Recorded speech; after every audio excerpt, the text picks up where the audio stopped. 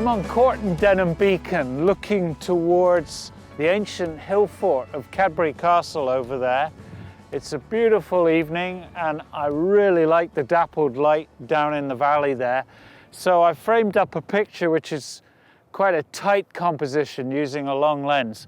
But I think I'm going to need a polarizer. So I've just done a shot here without, and now I'm going to put the polarizer on and you'll see the difference. The effect of the polarizer will be to really saturate the green. So I lock that on and now I rotate the polarizer.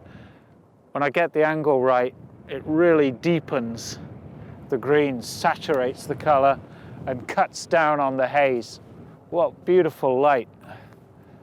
And it's quite a radical difference.